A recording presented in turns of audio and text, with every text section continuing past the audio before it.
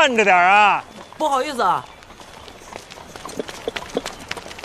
大人，我问了，昨天呀也是他们值守，他们亲眼所见，司礼里出了城，往哪边去了？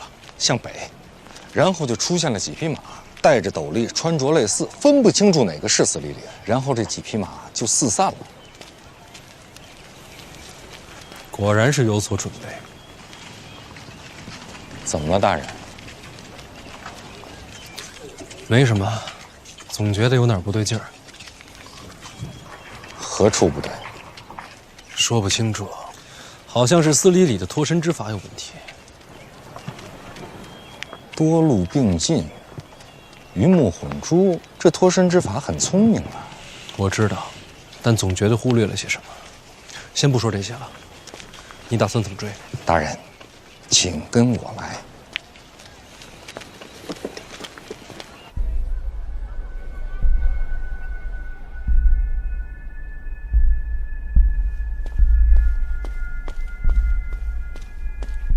大人，飞哥有传来密报。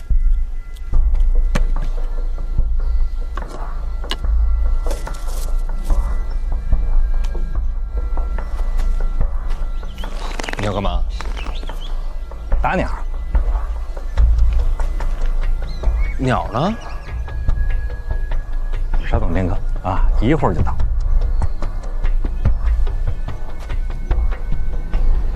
司礼里出城，兵分6路北上，已有2路被外战踏子咬住行踪，其他还在追查。范闲出城应该就是追他。凭他一人之力无足轻重，司礼里终究逃不过我们的手心。他们绝想不到，大人早已察觉，调动各路密探进行追查。查到一路抓一路，绝对不能让他逃出秦国。是。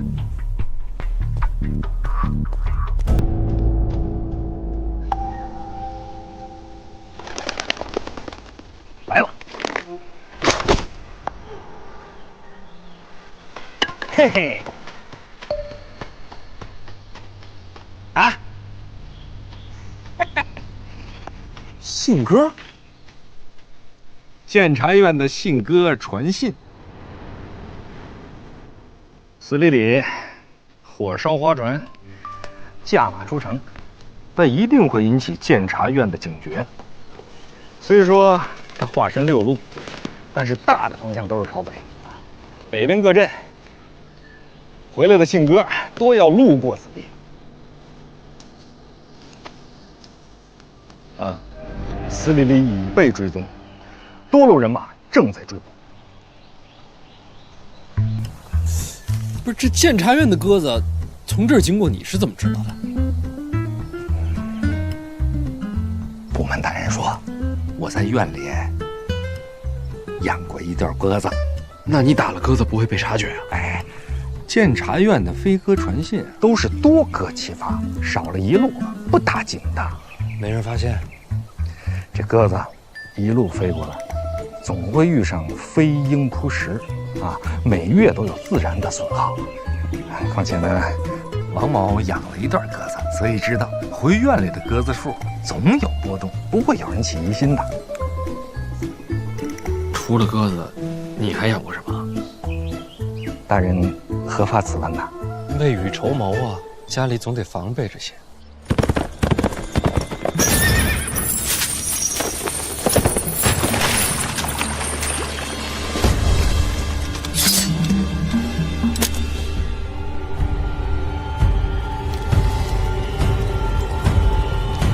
来了，客官，您的茶。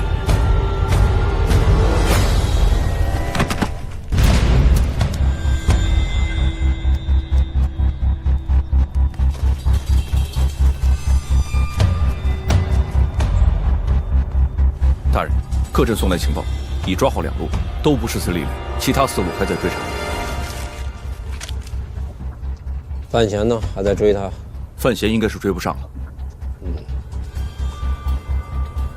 司礼里是一直往北逃吗？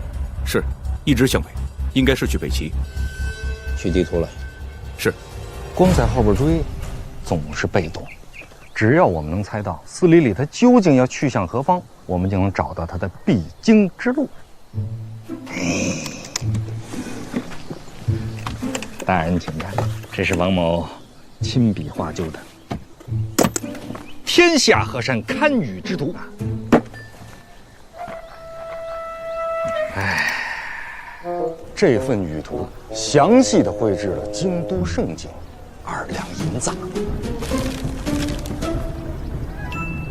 怎么样啊？一目了然了吧？完全没看懂。大人，首先呢，我们要确定这司礼里他是不是北齐的人。按探符印都已确认，北齐没错。好，那他一定是要北上，但是北上的路有很多条，但军方关隘很多，想要绕过这些关隘，又可以速达北齐，可选的路那就不多了。你先等会儿，你画的这三角是什么意思啊？山脉呀，您看不出来吗？那这圆圈呢？湖泊呀，您看不出来吗？这方块呢，还有大有小的。大的是城池，小的是关隘。这大人您看不出来吗？老王啊，你这图画的真是鬼斧神工啊！大人，您谬赞了。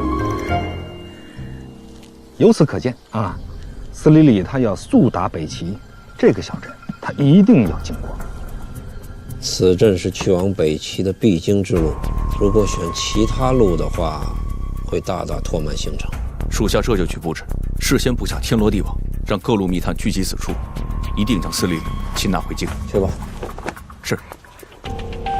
既然我能看得出来，这朱大人一定也能看得出来。要抓司礼里，看来我们是赶不及了。但是监察院耳目众多，他们一定会将司礼里擒获。不行，我要亲自审他。那是当然。只要我们缓缓北行，截住院里押送司礼里回京的队伍，到时候您就要拿出您的提词腰牌提人，我看他谁敢阻拦。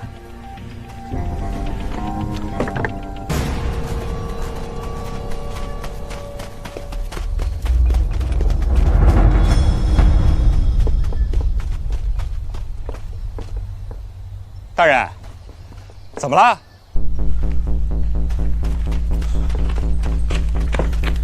自从我出城之后，始终心神不宁。刚才你那一番话，更加重了我心中的疑虑。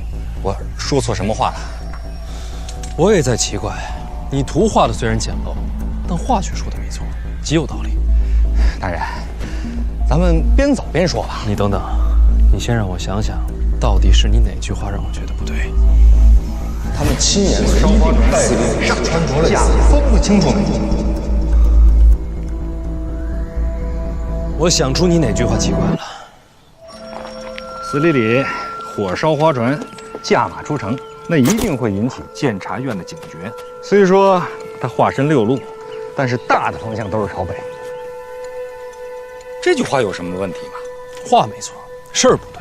你有没有想过，司礼里为什么要逃走？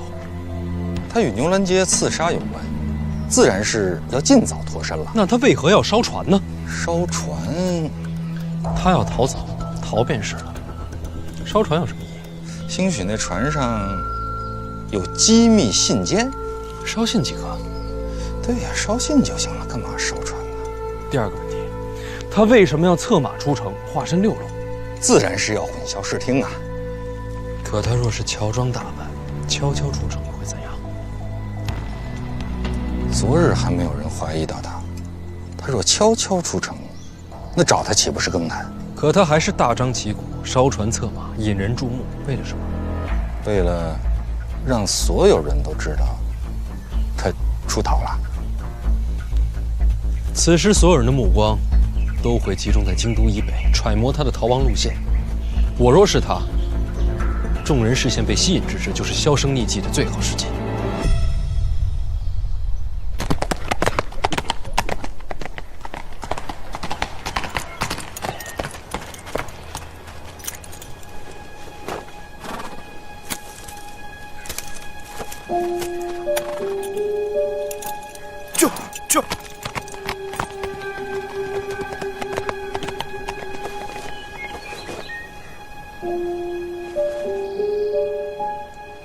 那这么说，这6路人马没有一个是司礼里啊。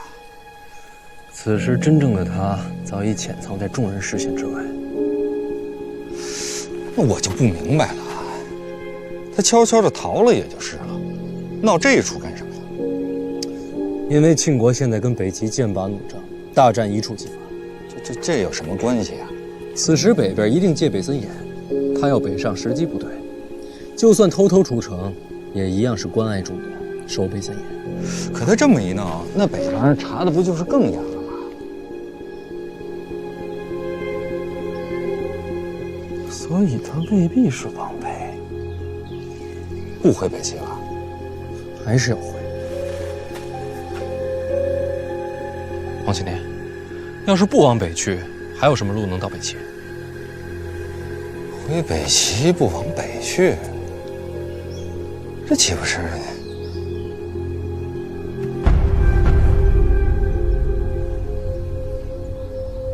确实有条路，说说看。不北上，一路向东，找到商船，海上归齐。哪座海港最有可能？东夷城啊，不对，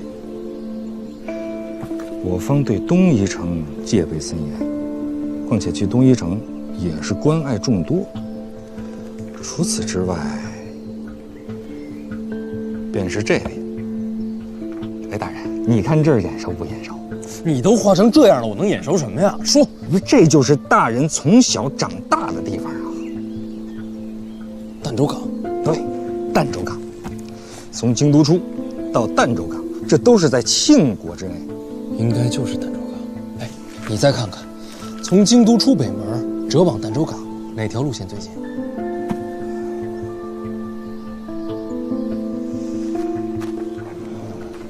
怎么了？从北门出至儋州港，这一路上山脉拦路啊，关隘阻拦，这也不好走啊。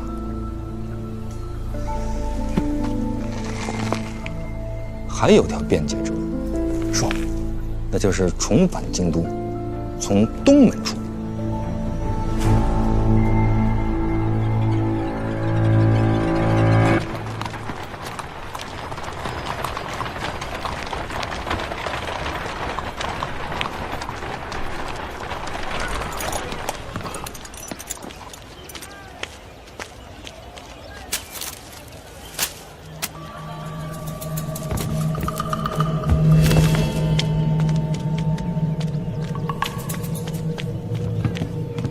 出东门。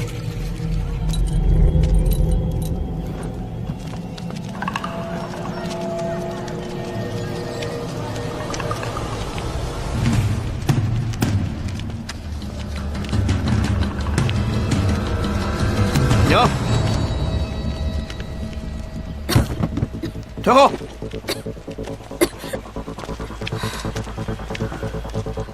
去哪里的？我这染了病，听说家乡有名医，我想去试。走走走走！多谢。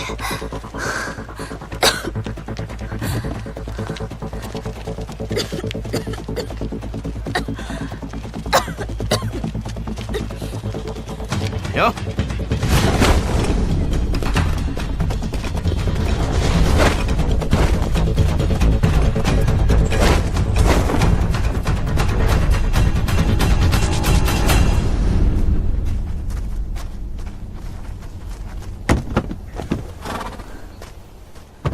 你们不用回京都了，轿子搬到山里烧掉，各自散去，陌路痕迹。是。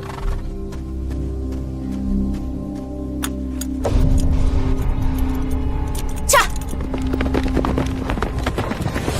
如果按大人所说，司礼里或许领先我们不远呢。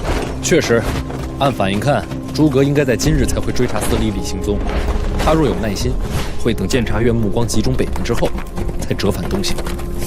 大人之才果然是惊世骇俗，王某被大人超凡智慧震撼的是心惊神摇，惶惶不可终日啊！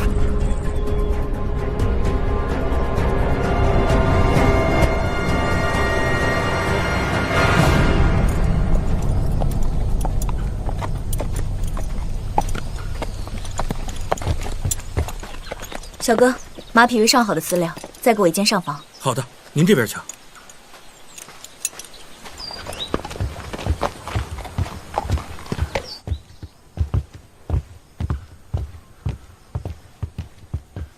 您看这间就可以，您这边请。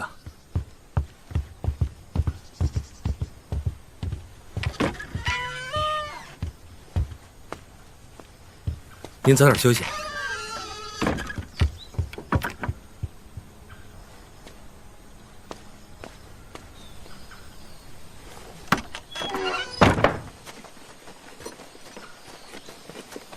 哟，二位客官，需要住店吗？不必了。住。哎，好啊，里边请。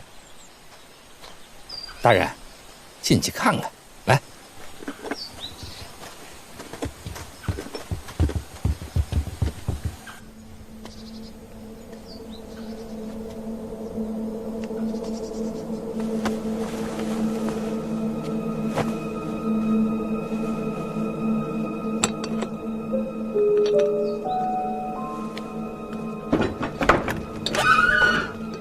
客官，来里边请。找个好点的房间啊。哎，来。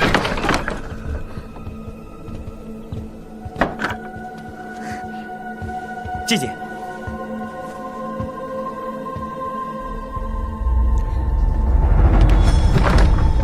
哎，客官，这间有人了，您这边请。不好意思啊，这边这间面向朝阳，宽敞，住着舒服。哎，大人，这样住店。大人，您要相信王某啊，这一路追行，休息比赶路重要啊。大人请。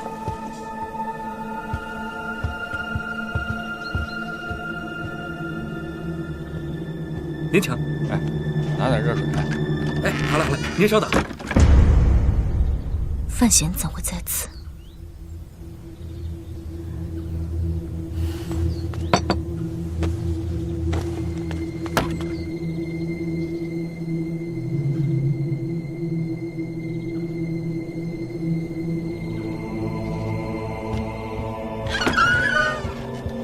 哎，小二，客官，你有什么吩咐？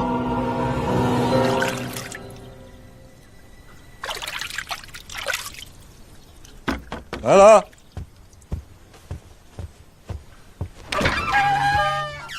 客官，您二位的饭菜。门关上。哎，您慢用。大人，这司礼里他若真是往东走啊，2、3日之内，我们一定会将他追上。他应该有马。大人，其实这马匹若无备用啊，长途奔袭它并不快。你想啊，这马儿它要跑跑停停，它得歇着，而且还得时不时的给它喂这个精饲料，不然这马呀就会因为疲劳而被累死。而咱们呢，走的是山野之间的捷径啊，比那官道还要快些。2点之间直线最快。您说什么？没什么。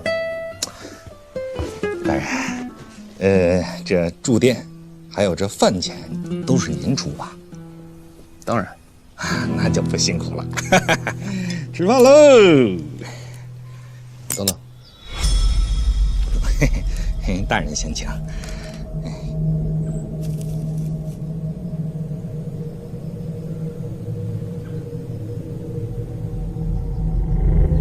有毒。莫非？看来用不着等2、3天了。那饭菜自然是后厨做的。后厨做完送去哪儿了？我就直接端你们房间了。中间有谁碰过？没有。好，那就都是你的责任了。过来，看看，自个儿看看。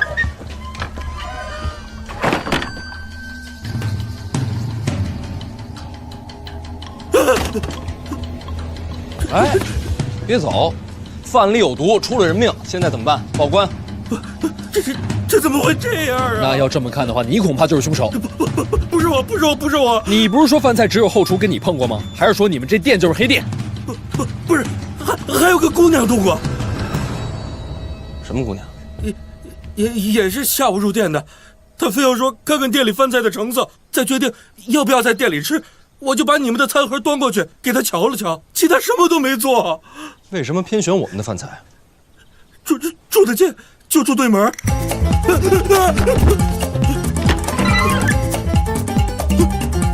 这咋吃了？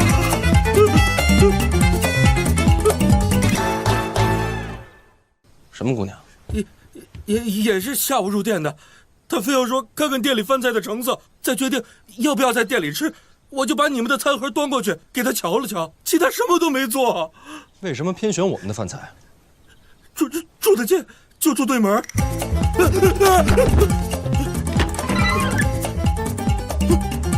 这咋吃了？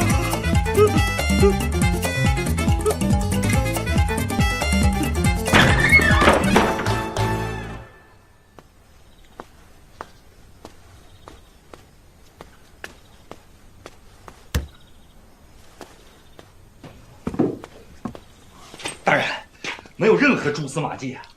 我刚问了小二，那姑娘走了，是司礼里吗？不能确定。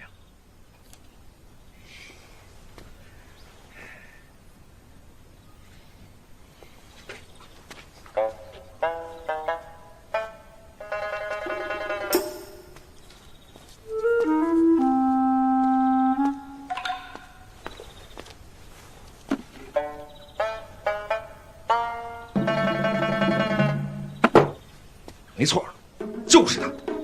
宁可认定？晨光的味道。什么晨光？一种熏香啊，醉仙居一直在用此香，此香余味悠长，不易散去。你闻闻。你怎么知道啊？追踪之术啊，香味识别。这是追踪的基础啊！我是问你怎么会知道醉仙居用的什么香啊？不瞒大人说，醉仙居呢，王某也去过，但只是听曲啊，别的什么都没干。把持得住？哎呀，实在太贵，王某不舍得花那银钱。再说我也不敢。哎，大人，大人，此事可不能让我夫人知道，不然王某的小命儿……行了，既然香味确认无误，应该就是司礼里。咱们连夜追踪，或许今晚便有收获。赶紧把脸擦一下，怎么追？那姑娘骑着自己的马往披甲丘去了。东去儋州港有2条路可选，一是披甲丘，2是潮梦河。你怎知他去向？他自己问的路，我还劝他天快黑了，披甲丘山贼横行，莫走夜路。可是他却偏偏不听。多谢。走吧。走。哎，大人稍等。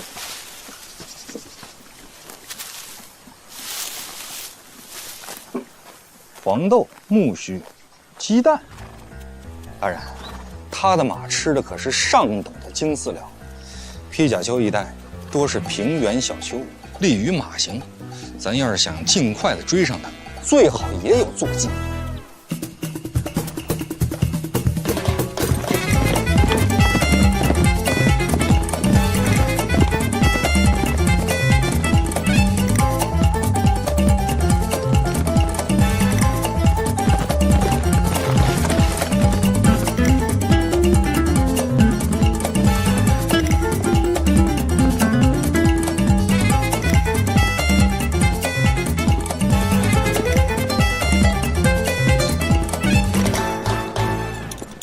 咦，怎么了？前方有新鲜的马奔。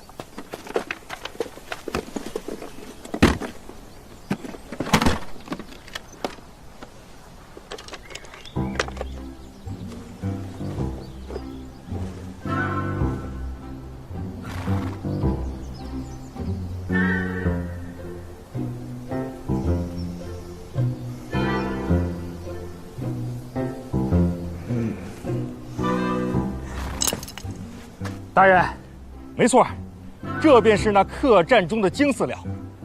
方向没错，司礼里应该就在前方。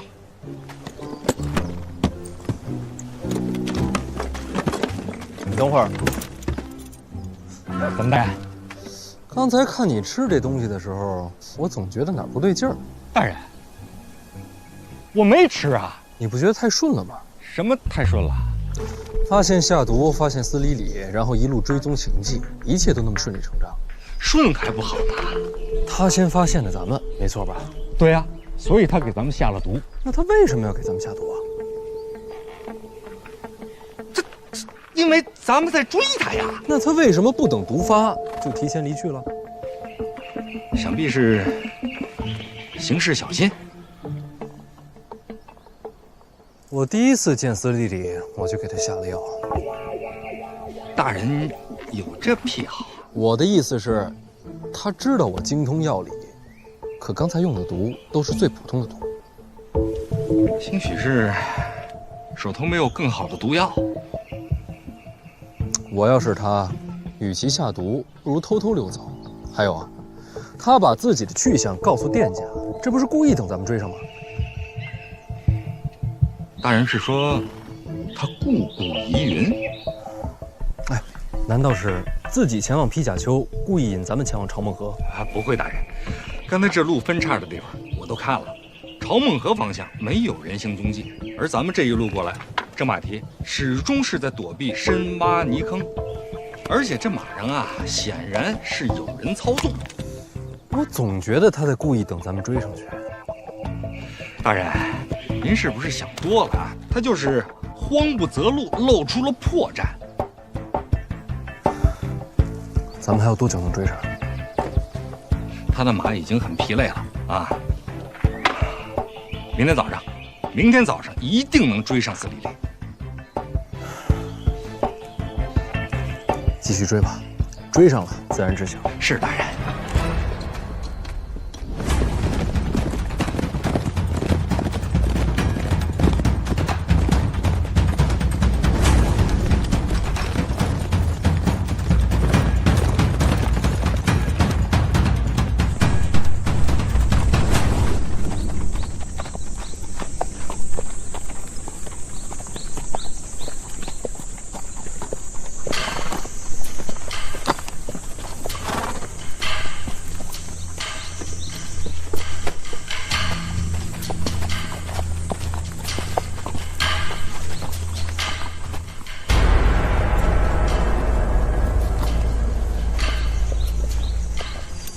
司理里，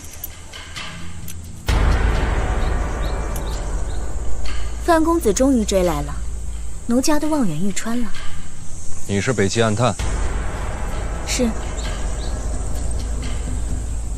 纽兰杰刺杀是你所为？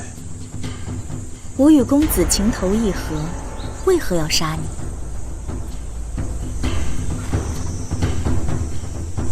回京都慢慢谈。范公子，能不能放我离去啊？不能。在镇上客栈瞧见公子，吓我一跳。我自问逃得仔细，结果还是被公子追上了。公子追踪之术，真是叹为观止啊！多亏老王。嘿，大人客气了。早听说李李姑娘清雅脱俗，今日一见，果然是惊艳啊！知道我为什么下毒引你前来吗？果然是故意的。因为我担心，就算再逃，也是躲不过去的。所以就在这里束手就擒了。若是如此，当初在客栈就该放弃，我何必多跑一晚呢？山贼？什么山贼？公子果然聪慧啊！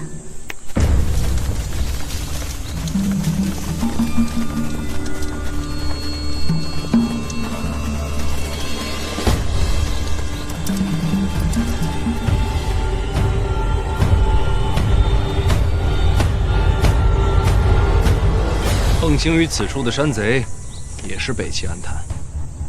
本就约好在此处接应，客栈发现公子只有2人追来，不如顺势而行，引君入瓮。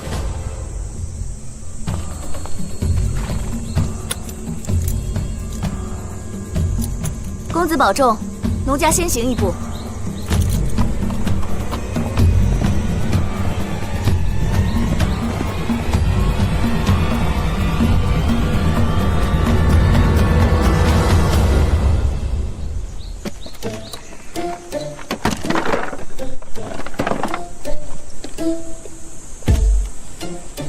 大人，就这个吧，啊，还稍微长点，凑合使吧。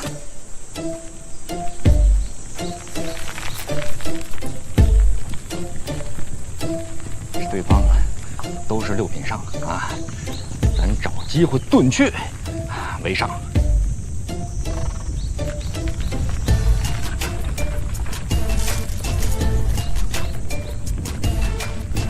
大人，这实在不行了，你再蹲地求饶啊！大人，在动，什么在动啊？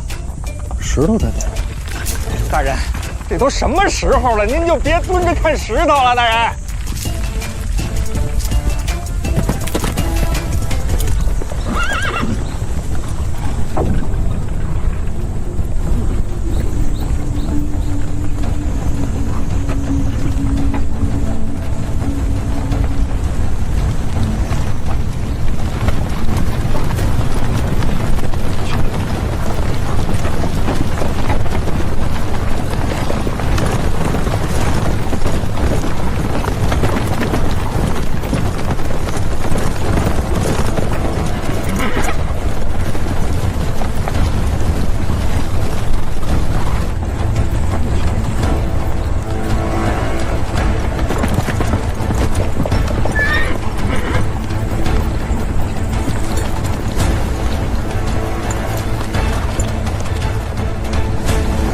黑旗，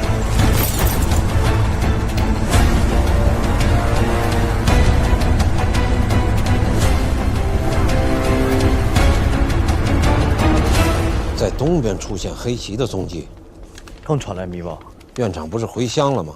怎么会突然调动黑旗？去查查看。是。一处的职责是监管京都之内，京都外的事儿，朱大人就不必费心了。你就不想知道黑旗为什么突然被调动？黑旗是直属院长第一强军，他们的行踪，我等无权过问。可院长已经回乡了，黑旗为什么会突然被调动？院长要做的事，与你我无关。严若海，你是不是知道什么？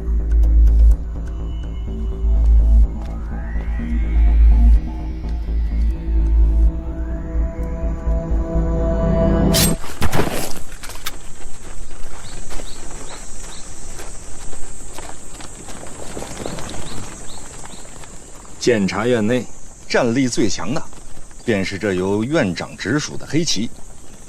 这都是陛下特许，专门保护院长的最强骑兵。院长不是返乡了吗？黑旗怎么会在此处？黑旗出现，那院长应该也不远了。我倒是想见见，控制监察院这恐怖巨兽的到底是什么样的人物。院长没来。影子大人，京都的事院长已经知道，他给你传话。我？他让你放手去做，便算是天塌了，他也会再把他顶回去。院长认识我？话就这些。院长什么时候回京？在你最需要他的时候，他自然会在。虽说监察院6处负责暗杀，但是院内公认也是最可怕的刺客，便是这位影子大人。他常年跟随院长左右，但是没有人见过他的相貌，也没人知道他的姓名。所以说，他有可能是我们身边任何一个人。正是。千骑横扫，所有的诡计妙策都变成笑谈，这才是真正的强大。你到底是什么人？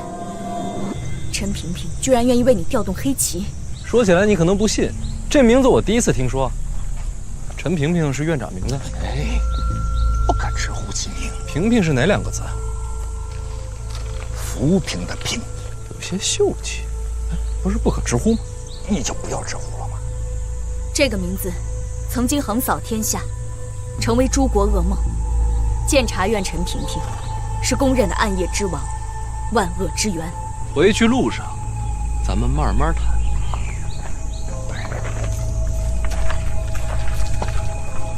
回去这一路啊，一定要小心。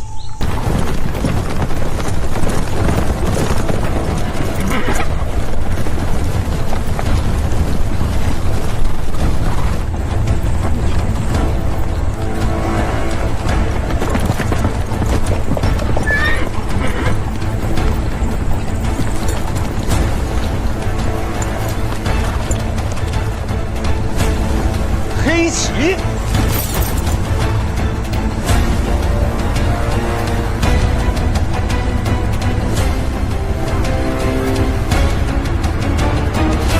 在东边出现黑旗的踪迹，刚传来密报，院长不是回乡了吗？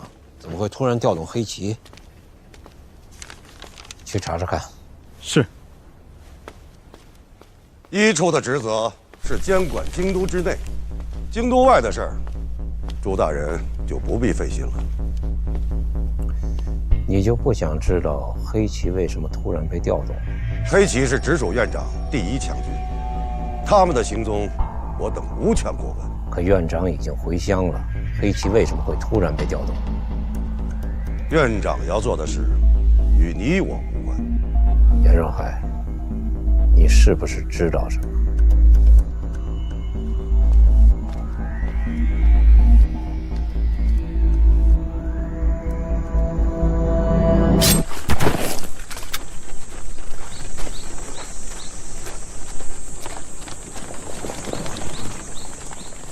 监察院内战力最强的，便是这由院长直属的黑旗。这都是陛下特许，专门保护院长的最强骑兵。院长不是返乡了吗？黑旗怎么会在此处？黑旗出现，那院长应该也不远了。我倒是想见见，控制监察院这恐怖巨兽的到底是什么样的人物。院长没来。影子大人，京都的事院长已经知道，他给你传话。我？他让你放手去做，便算是天塌了，他也会再把他顶回去。院长认识我？话就这些。院长什么时候回京？在你最需要他的时候，他自然会在。虽说监察院6处负责暗杀，但是院内公认也是最可怕的刺客，便是这位影子大人。他常年跟随院长左右，但是没有人见过他的相貌，也没人知道他的姓名。所以说，他有可能是我们身边任何一个人。正是。千骑横扫，所有的诡计妙策都变成笑谈，这才是真正的强大。你到底是什么人？陈萍萍居然愿意为你调动黑旗。说起来你可能不信，这名字我第一次听说。陈萍萍是院长名字？哎，不可直呼其名。萍萍是哪2个字？浮萍的萍，有些秀气。不是不可直呼吗？你就不要直呼了吗？这个名字曾经横扫天下，成为诸国噩梦。监察院陈萍萍是公认的暗夜之王，万恶之源。回去路上，咱们慢慢谈。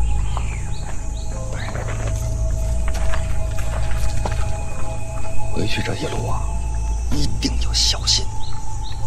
怎么说？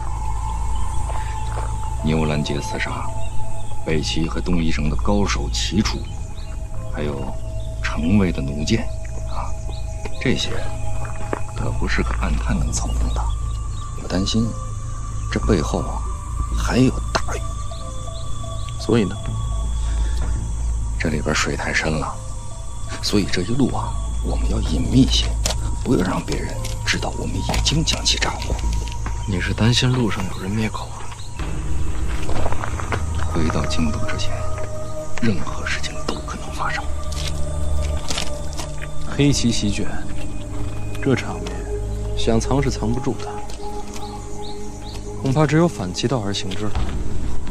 反其道？何解？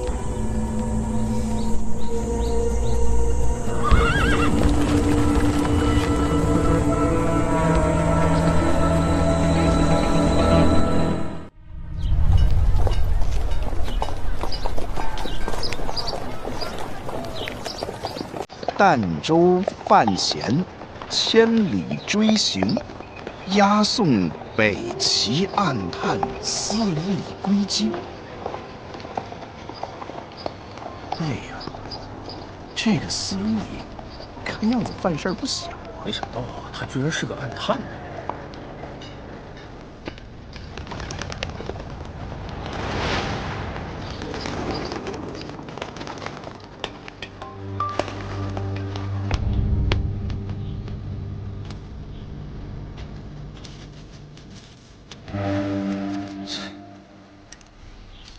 范闲好大的阵势！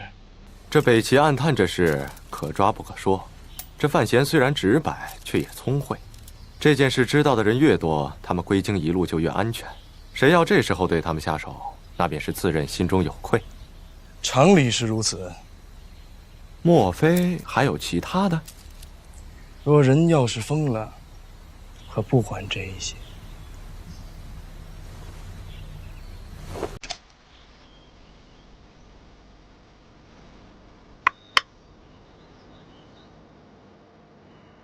姑姑笑什么？我这未来的女婿倒是有趣。司礼里现在是烫手的山芋，此时大张旗鼓进京，倒也算有旗帜。不如将他杀了吧。杀了？以他的速度，明日方能回京。若派杀手将他诛杀在城外，那婉儿就不必嫁了。内库财权也不用易主，多好的机会！司礼里有北齐暗探的嫌疑在，若此时我们动手，不免有杀人灭口的嫌疑啊！岂不是更有趣吗？姑姑，此时绝非杀人时机。真不杀呀？若你这般做，置我于何地呀？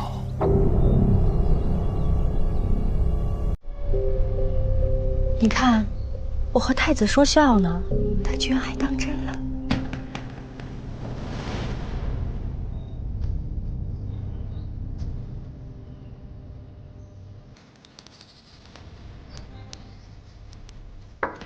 等着，大人。这么一会儿，这是第3拨人了，要不咱俩猜猜，这是哪边的人？是城卫的人，也是要把他调走。是，我已经用监察院的名义把人给顶回去了。城卫、京都府衙、刑部，这些人都想要你。毕竟是活生生的北齐暗探，一旦在你身上。谁要是套出了新的情报，那就是立了大功一件。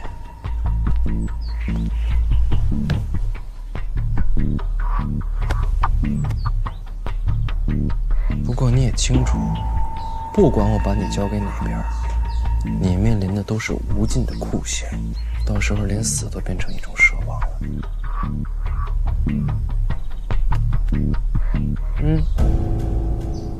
心跳还是快了，紧张了。牛栏街刺杀主谋是谁？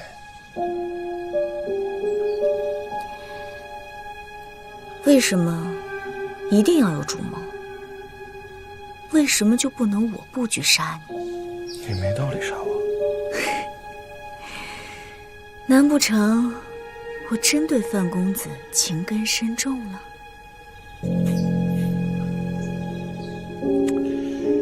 姑娘是北齐暗探，潜藏京都这么多年，也不知道花费了多少的心机，成了醉仙居的花魁，接触的那都是高官名流，正是打探情报的黄金时期。你现在把身份暴露了，这一切努力就白费了。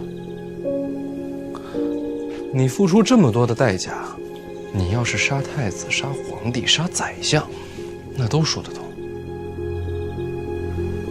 就为了杀我，不至于吧？公子果然聪慧啊。那姑娘就是承认刺杀主谋另有其人了。如此聪慧，不如自己猜那人到底是谁。那不如你把名字告诉我，我保你性命啊！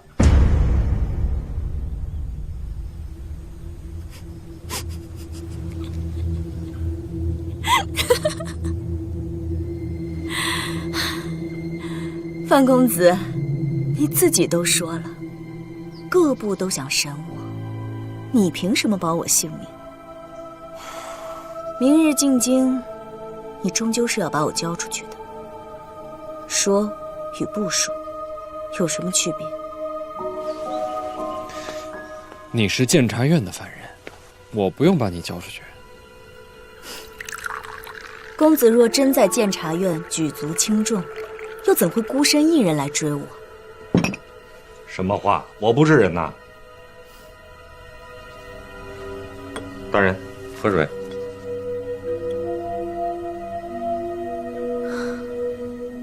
我不把杀你那人的名字挑明，那人或许还能救我脱难。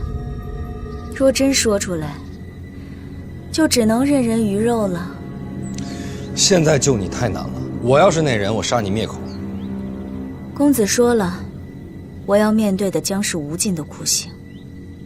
就算真要被杀，未必不是一种解脱呀。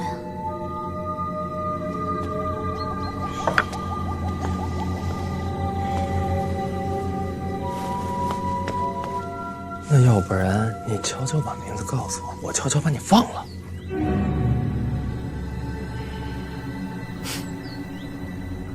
公子，你说笑呢吧？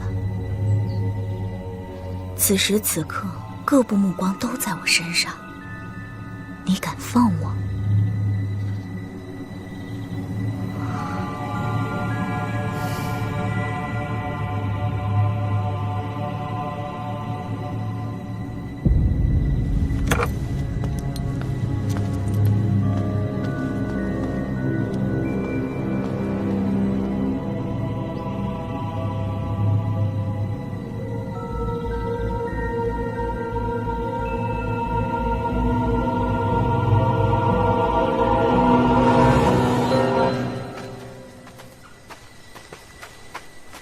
大人，我还是回去看着他吧。不必，这院子恐怕早已被各部探子围住了，跑不掉的。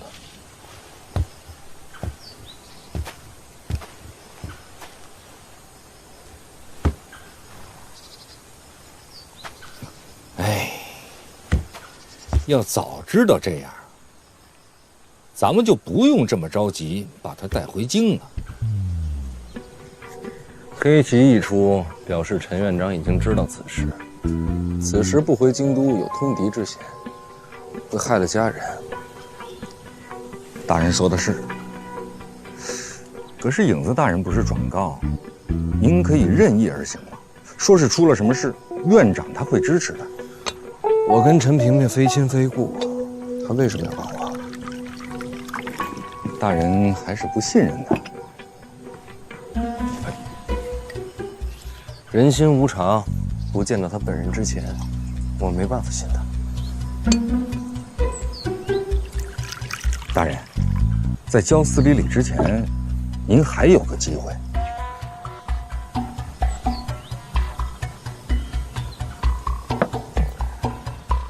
你是想说私刑吧？对呀，您看，现在司礼礼还在您的掌控之中，如果您对他用以私刑，这一夜折磨，他兴许就说出真凶了。对一个弱女子动刑很容易，但人若没了底线，跟野兽有什么区别？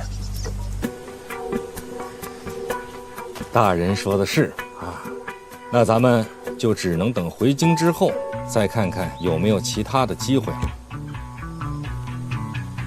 王启年，刚才我要是选择动私刑的话，你是否就会弃我而去？大人若是无了底线啊，那我那每月的150两银子不就没保障了吗？50两啊！大人放心啊，只要这50两银子不断，王启年就始终是你的门下之客。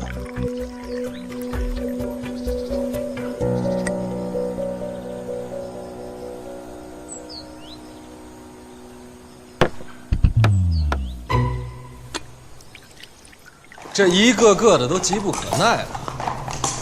毕竟是大案，大人若不是有监察院支持，这人怕也守不住啊。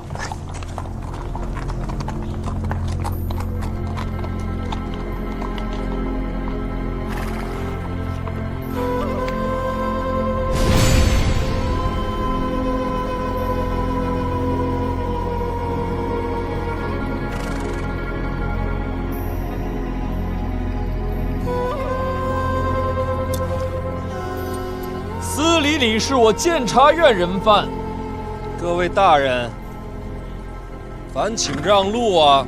范公子，若真是监察院要抓人犯，我们无话可说，但还请把监察院的提人公文与我们一看。公文回头再补，这就不合规矩了吧？公文在此。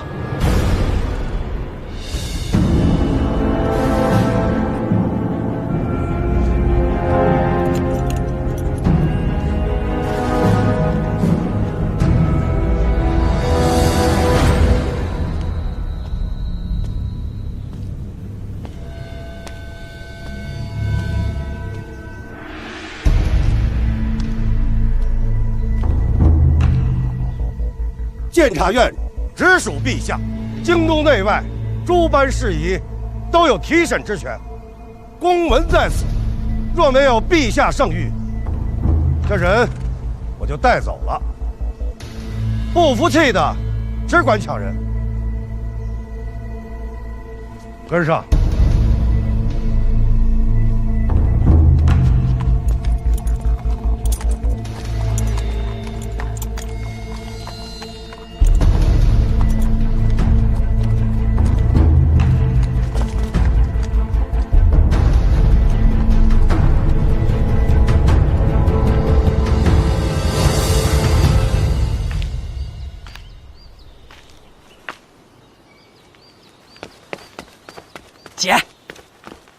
姐，范闲回城了。你怎么知道的？全城人都看见了。抓到了。范闲押着司理里回到了京都，城门口有好多人，好像都要劫走司理里。幸亏啊，监察院四处主办严若海出来了，拿着一纸公文把人领进来了。真的抓到了啊？姐，你怎么好像不太高兴啊？这样未必是好事。从何说起啊？哎，你去哪儿啊，姐？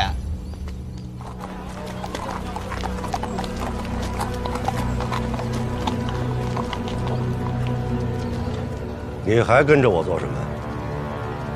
严大人，司理里一案与牛栏街刺杀有关，可否由我主审？我亲自来了，人还会还给你吗？严大人，暗探军机为我四处监管，没你的事儿了。人是我抓的，抓捕有功。王启年通查密文一事，给你一笔勾销。刺杀终究是与我有关，那就更要避嫌。回府去吧。还是说，你想和我动手？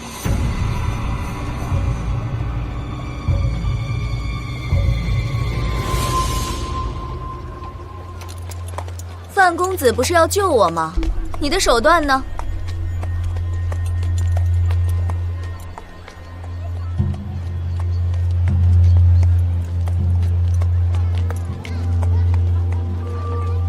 严大人，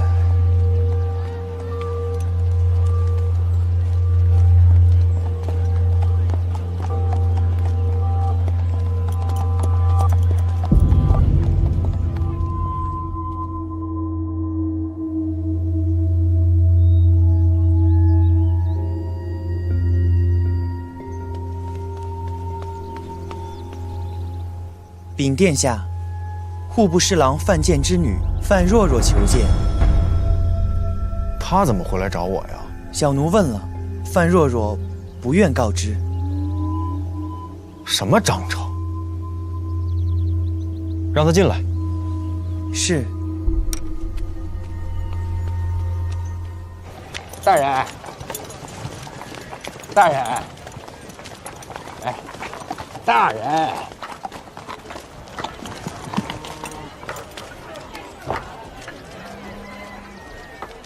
人都没了，还留着他干什么呀？拆下来扔了吧。哎，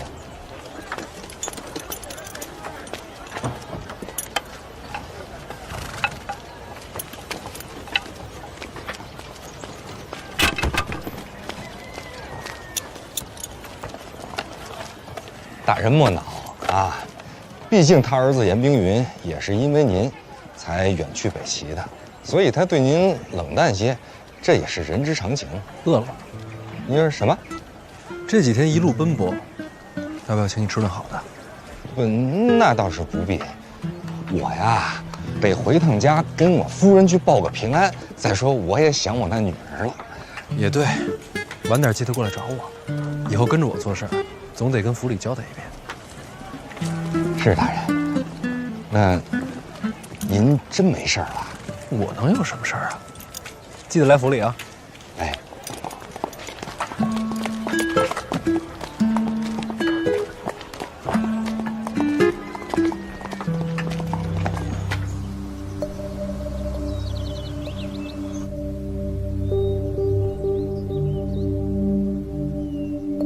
坊间传闻，范若若是京都第一才女。若若小姐，受之有愧，找我何事啊？请殿下禀退左右。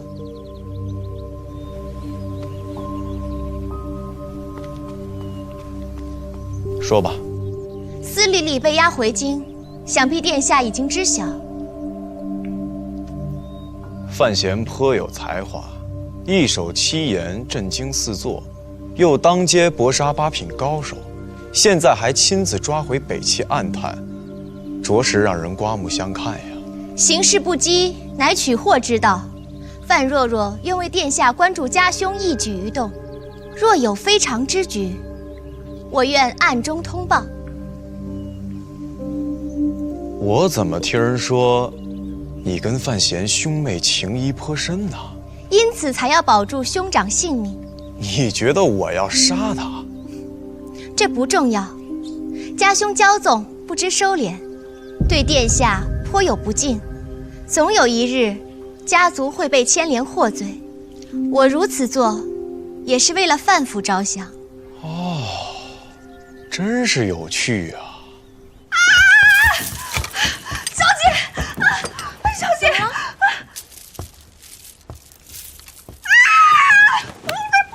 嘘，冷静。他不是那神医吗？他是神医，也是范闲。我有话要跟他说，你先出去，把门带上啊！出去。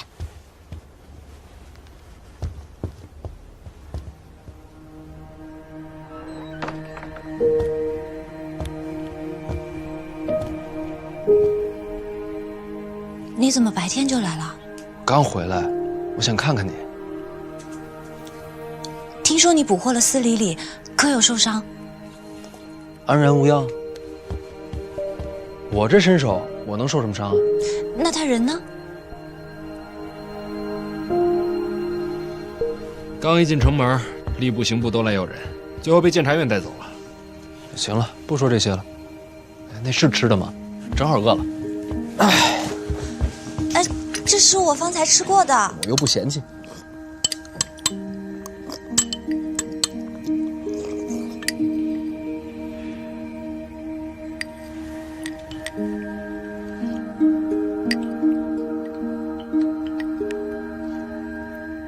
你不会就此罢休的。滕子京的死，你放不下。先别说话，我想就这样，安安静静在你身边坐一会儿。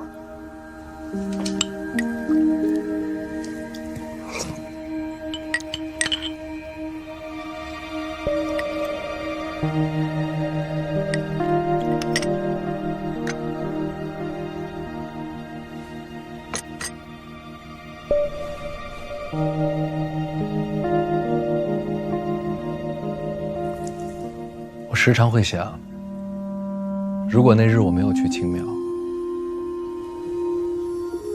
我就不会遇见拿着鸡腿的你了。时光如河，浮生为鱼，在暗流湍急中相会，总是命里该遇。就算那日不见，终会路左相逢。命里注定。或许。听你这么说，我心里安定了许多。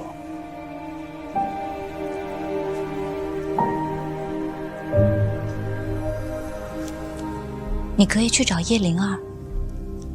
叶灵儿，我找她干什么？她曾去过醉仙居。她为何要去醉仙居？那日她知道你是范闲之后，便要去醉仙居探探你和司礼里是否有瓜葛。后来就传来了落水被救的消息，之后她就再也没有见过我。我想那日，或许她看见了什么。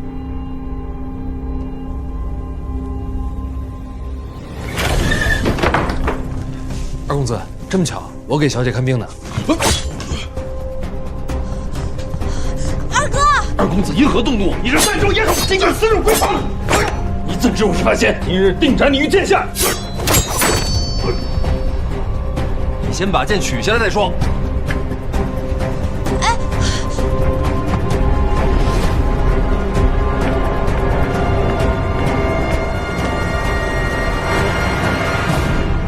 二哥，我们未及于乱。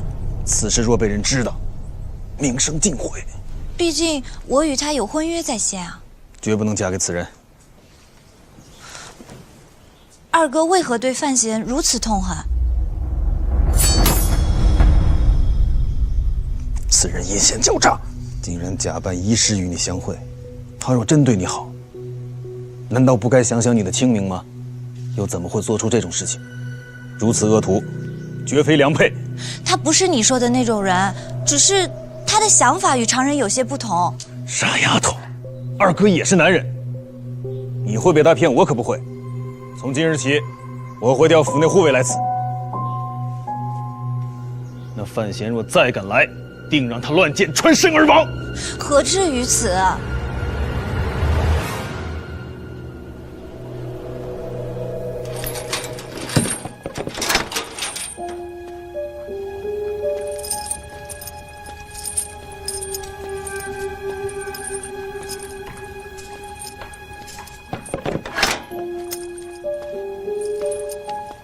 严大人不问我吗？问什么？谁要杀范闲？审底的不是我。那是哪位？陈萍萍不在，莫不是一触诸葛？我在等。等什么？等审你的人出现。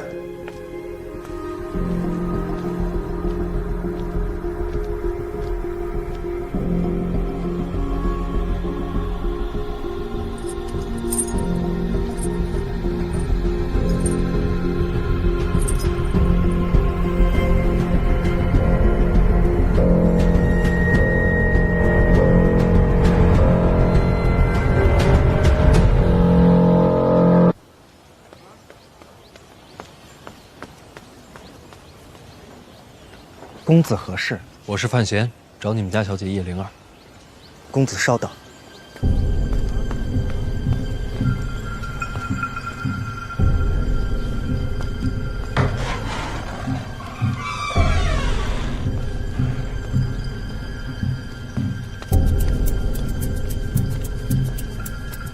你找我？听说你前几日在流金河落水，问这做什么？婉儿跟我说，你是去醉仙居探查司礼里。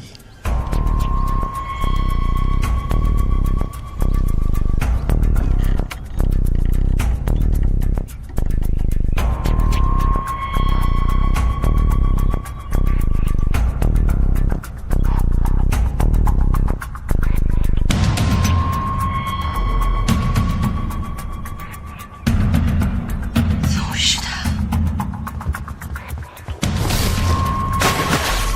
为何会落水？那天在船上，你见到了什么？我什么都没见到。撒谎！你认识那人？不认识。不认识，也就是说确实有人。别问了。你是京都守备之女，但你依然不敢说出对方身份，可见你见到的人一定位高权重。那天在船上，你见到了什么？我什么都没见到。撒谎。你认识那人？不认识。不认识，也就是说确实有人。别问了。你是京都守备之女，但你依然不敢说出对方身份，可见你见到的人一定位高权重。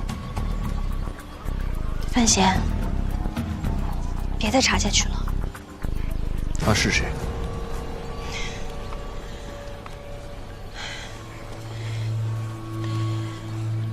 你初到京都，不知其深浅，再查下去，你的人，你的家族满门都会遭遇危机。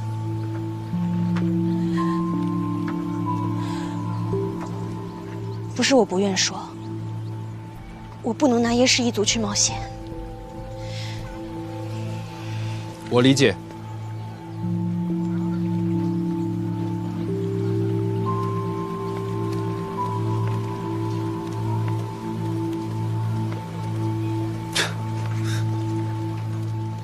线索断尽，前路已绝，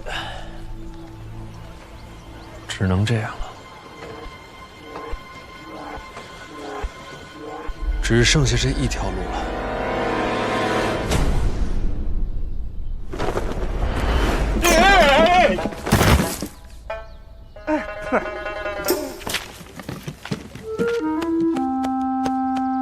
大人，不是上回你就答应了，把这堆酒缸挪开吗？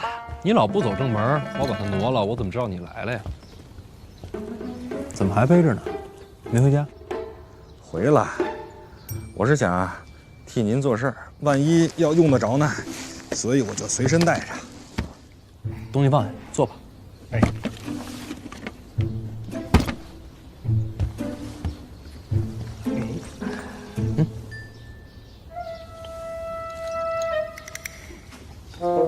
来几个。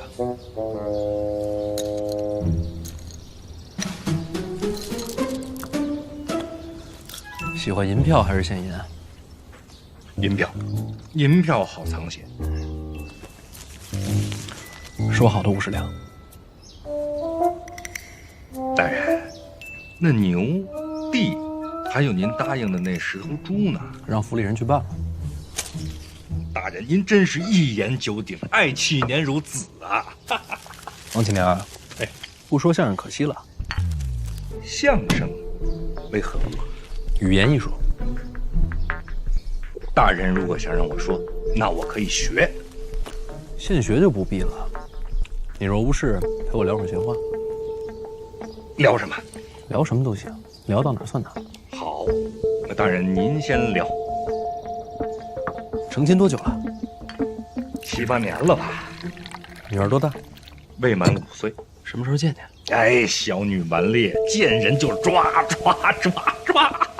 孩子嘛，活泼些好。大人说的是。司礼里关在什么地方？监察院自家地牢，戒备森严。戒备森严。你会画图是吧？是。监察院地牢出入口，守备情况，帮我画一份。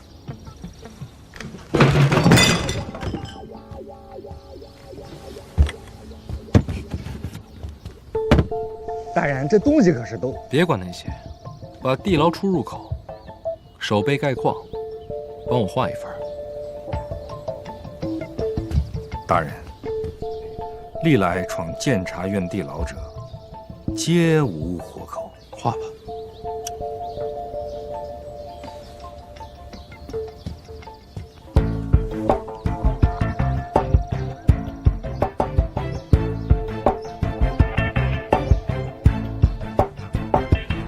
哥，你在吗？你画你的。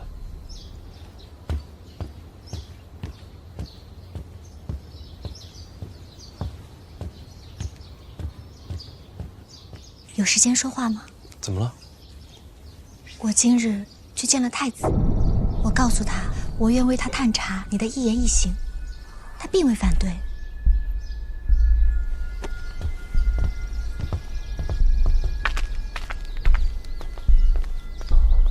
为何要找他？我想帮你。牛栏街刺杀一事，你险些丧命，现在又将牛栏街刺杀的嫌犯司礼礼带回京都，想杀你的人肯定会有所行动。你是怀疑太子想杀我？你来京都时日不长，除了打了太子门下的郭宝坤，其余并无结缘。为了郭宝坤杀我，理由不够。那就是内库财权。这只是猜测，做不得准。所以我才去见了他，想看他对你是否有绝对的杀意。看得出来吗？瞧不出。坊间传闻太子才能不及二皇子，性子软弱。今日所见，他喜形不形于色，神思深藏，并非庸才。这么危险的事儿，以后别做了。哥，我今日去见他，他正在作画，似乎为情所困。何以见得？除了今日之画，他书房里还有许多仕女图，可不曾描上五官，可见他用心极深，又不愿让人知道这女子是谁。可曾听说太子心仪哪家女子？并未听说他与谁家姑娘亲近。不管是谁，以太子的身份，应该不必如此纠结才对。若此人是风尘中人呢？那也无伤大雅，无非落个风流多情的名声，不必遮掩。若他知道这风流女子是北齐暗探呢？司礼礼，一旦让人知道太子与北齐暗中勾结，东宫便会易主。太子不愿拆穿司礼礼身份，又不能与他亲近，只能将这份心意锁在画中。这剧情太狗血了吧？何谓剧情？哪里狗血？你别管我，你接着说。之后，听说你与司礼礼春风一度，情之一字，最让他疯狂，所以想杀你泄愤，又逼迫司礼礼参与其中，好让你们成为生死之敌，好消除他心中苦痛。你就今天见到仕女图，这会儿就把故事边缘了？未必不可能。大人，大人，这儿呢。